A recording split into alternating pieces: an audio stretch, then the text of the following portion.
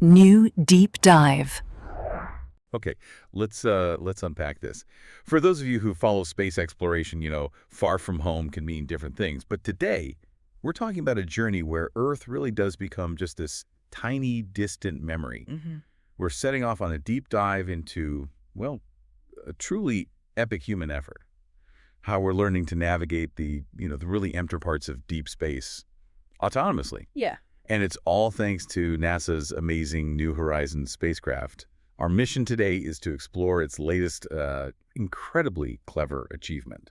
And when we say far from home, I mean, the distances are just staggering, really hard to grasp. Right now, New Horizons is out there cruising through the Kuiper Belt.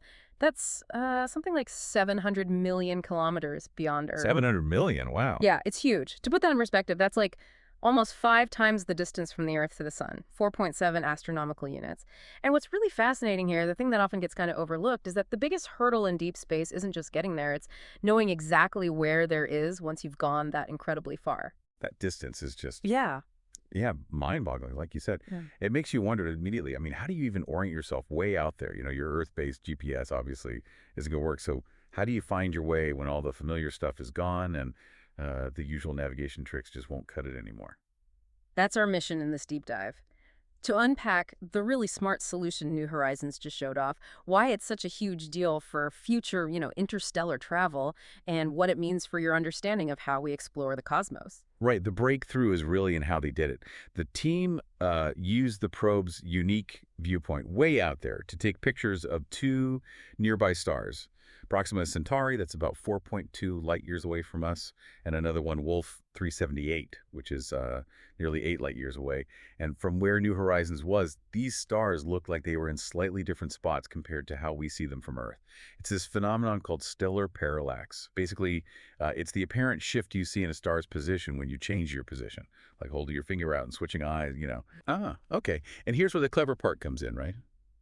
They use those tiny shifts in position and compared them against a really precise 3D map of our solar system environment, and from that they could actually calculate where New Horizons was. Exactly. They figured out its location with an accuracy of around 6.6 million kilometers. Okay, 6.6 million kilometers. Exactly. Now, to most of us, that sounds like, well, a pretty big margin of error. And you mentioned it's definitely less precise than what NASA's high-tech Earth-based tracking can do right now. So does that difference, that lower precision, does that really matter for future deep space stuff?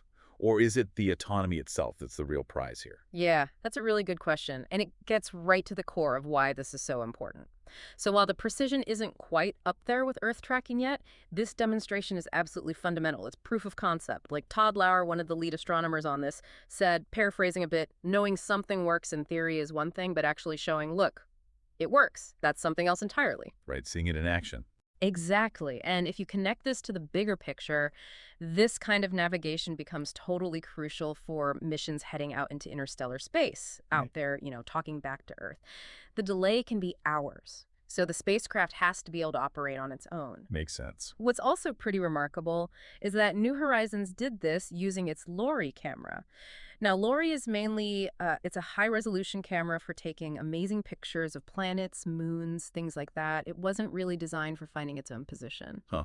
So they repurposed it. They did. The fact that they could use it for this navigation task just shows how adaptable and, well, brilliantly engineered the whole mission is. So what does this all mean then for the future of space exploration, for your understanding of what we can actually do out there? This isn't just one little maneuver. It's really a Pathfinder mission.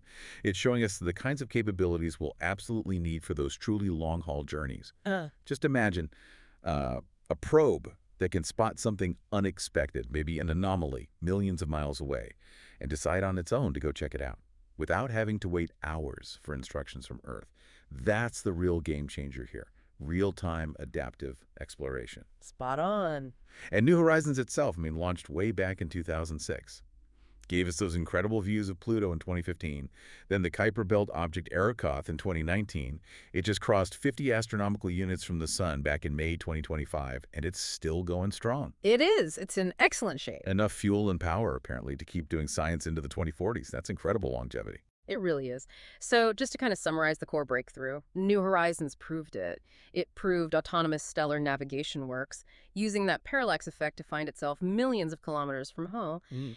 And yeah, like we said, maybe not as pinpoint precise as Earth tracking today, but this demonstration is absolutely crucial for what comes next. This isn't just about one spacecraft, right? It's about kicking off an era where our probes can navigate, make decisions, all without needing constant hand-holding from Earth. Right.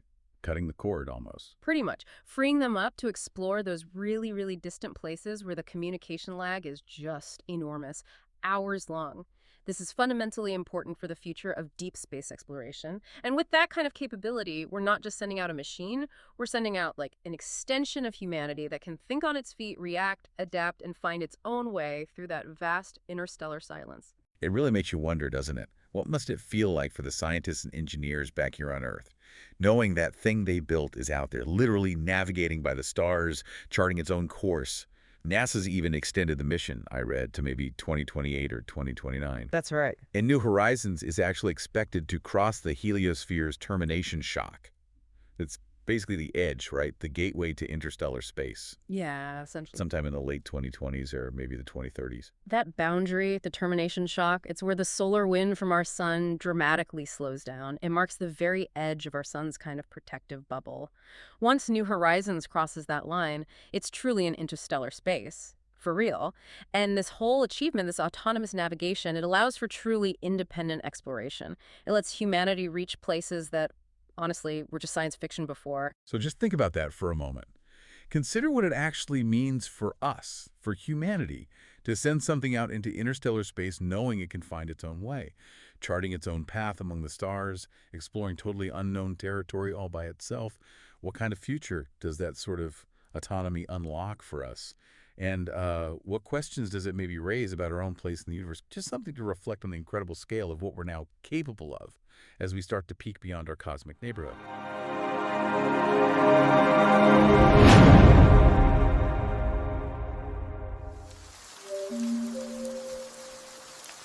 Subscribe. New Deep Dive.